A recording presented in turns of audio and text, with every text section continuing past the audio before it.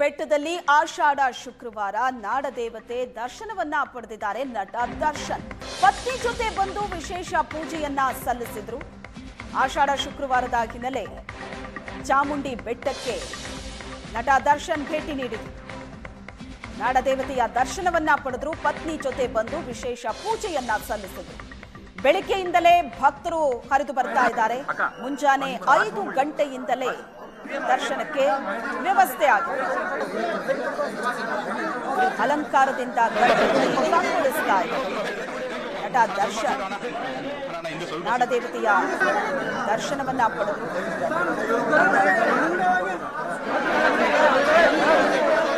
ಆಷಾಢ ಶುಕ್ರವಾರ ಭಕ್ತರ ಸಂಖ್ಯೆ ಹೆಚ್ಚೇ ಇರುತ್ತೆ.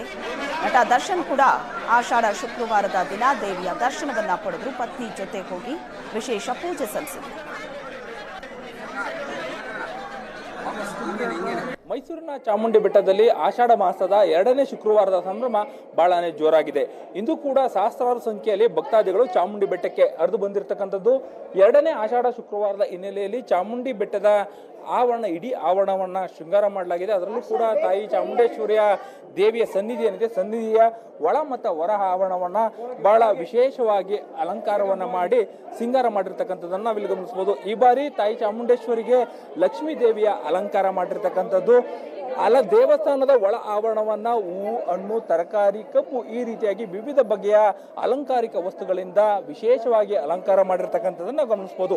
ಇಡೀ ದೇವಸ್ಥಾನದ ಒಳ ಆವರಣ ಏನಿದೆ, ಒಳ ಆವರಣದ ಮೇಲ್ಛಾವಣಿಯನ್ನು ಕೂಡ ನಾವಿಲ್ಲಿ ಗಮನಿಸಬಹುದು. ಯಾವ ರೀತಿಯಾಗಿ ಬಗೆ ಬಗೆಯ ಹೂವುಗಳು, ಹಣ್ಣುಗಳು, ತರಕಾರಿಗಳು ಇವೆಲ್ಲವನ್ನು ಸೇರಿಸಿ ಅಲಂಕಾರವನ್ನ ಮಾಡಿದ್ದಾರೆ ಅಂತ ಅಂದ್ರೆ ಏನು, ಈ ಬಾರಿ ಮಾವಿನ ಹಣ್ಣನ್ನು, ತೋತಾಪುರಿಯ ಮಾವಿನ ಹಣ್ಣನ್ನು ಅಲಂಕಾರಕ್ಕಾಗಿ ಬಳಕೆ ಮಾಡಿರ್ತಕ್ಕಂಥದ್ದು ಬಹಳ ವಿಶೇಷವಾಗಿ ಕಂಡು ಬರ್ತಾ ಇರ್ತಕ್ಕಂಥದ್ದು.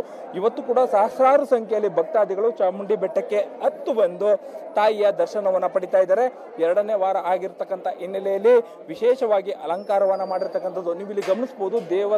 ದೇವಸ್ಥಾನದ ಒಳ ಆವರಣವನ್ನ ಎಷ್ಟು ಸುಂದರವಾಗಿ ಅಲಂಕಾರವನ್ನ ಮಾಡಿದ್ದಾರೆ ಅನ್ನುವಂಥದ್ದನ್ನು ಕೂಡ. ಇನ್ನು ಚಾಮುಂಡಿ ಬೆಟ್ಟದಲ್ಲಿ ಮೆಟ್ಟಿಲುಗಳನ್ನ ಹತ್ತಿ ಬರುವಂತ ಭಕ್ತಾದಿಗಳೇನಿದ್ದಾರೆ, ಭಕ್ತಾದಿಗಳಿಗೆ ಈ ಬಾರಿಯೂ ಕೂಡ ಏನು ಬಾದಾಮಿ ಹಾಲು ಮತ್ತೆ ಡ್ರೈ ಫ್ರೂಟ್ಸ್ ಗಳನ್ನ ಕೊಡುವಂತ ಕೆಲಸವನ್ನ ಕೂಡ ಮಾಡಿದ್ದಾರೆ. ಅದೇ ರೀತಿಯಾಗಿ ಮೆಟ್ಟಿಲನ್ನ ಹತ್ತಿ ಬಂದಂತವರ ಜೊತೆಗೆ 300 ರೂಪಾಯಿಗಳ ವಿಶೇಷ ಸರತಿ ಸಾಲನ್ನ ಕೂಡ ಮಾಡಿರ್ತಕ್ಕಂಥದ್ದು. ಅದೇ ರೀತಿಯಾಗಿ ಧರ್ಮದರ್ಶನ ಇರ್ತಕ್ಕಂಥದ್ದು 2000 ರೂಪಾಯಿಗಳನ್ನ ಕೊಟ್ಟು ವಿಶೇಷ ದರ್ಶನಕ್ಕೆ ಬರುವಂತ ವ್ಯವಸ್ಥೆಯನ್ನು ಕೂಡ ಭಕ್ತಾದಿಗಳಿಗೆ ಮಾಡಿದ್ದಾರೆ. ಇನ್ನು ದೇವಿಯ ಅಲಂಕಾರವನ್ನ ಮಾಡುವಂತ ಸಂದರ್ಭದಲ್ಲಿ ಯಾವುದೇ ರೀತಿಯಾದ ನೂಕುನುಗ್ಗಲುಗಳು ಆಗಬಾರದು. ಈ ಒಂದು ಕಾರಣಕ್ಕಾಗಿ ಕೂಡ ಪೊಲೀಸರ ಭದ್ರತೆಯನ್ನು ಹೆಚ್ಚು ಮಾಡಲಾಗಿದೆ.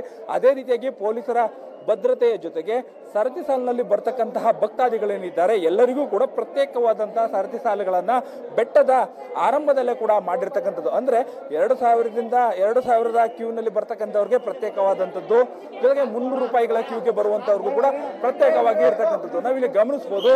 ತಾಯಿಯ ಉತ್ಸವ ಮೂರ್ತಿ ಅಂದ್ರೆ ಗರ್ಭಗುಡಿಯಲ್ಲಿರ್ತಕ್ಕಂಥ ದೇವಿಯ ಮೂರ್ತಿಯನ್ನ ದರ್ಶನವನ್ನು ಪಡೆದು ಬರುವಂತ ಭಕ್ತಾದಿಗಳೇನಿರ್ತಾರೆ ಅವರು ನಂತರದಲ್ಲಿ ತಾಯಿಯ ಉತ್ಸವ ಮೂರ್ತಿಯಲ್ಲೂ ಕೂಡ ದರ್ಶನವನ್ನ ಪಡೆದು ಹೋಗ್ಲಿಕ್ಕೆ ಎಲ್ಲ ರೀತಿಯಾದಂತಹ ವ್ಯವಸ್ಥೆಯನ್ನ ಮಾಡಿದ್ದಾರೆ. ಕಳೆದ ಬಾರಿ ಮೊದಲ ಆಷಾಢ ಶುಕ್ರವಾರಕ್ಕೆ 1.5 ಲಕ್ಷಕ್ಕೂ ಅಧಿಕ ಭಕ್ತಾದಿಗಳು ಕೂಡ ಬಂದಿದ್ರು. ಆ ಸಂದರ್ಭದಲ್ಲಿ ಒಂದಷ್ಟು ನೂಕುನುಗ್ಗಲಾಗಿತ್ತು, ಒಂದಷ್ಟು ಅವ್ಯವಸ್ಥೆ ಆಗಿತ್ತು.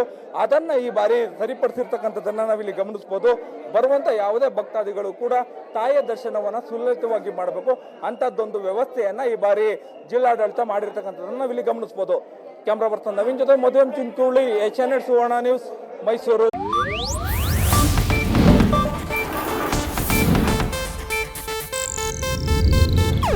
ಇದು ಏಷ್ಯಾನೆಟ್ ನ್ಯೂಸ್ ನೆಟ್ವರ್ಕ್ ಪ್ರಸ್ತುತಿ.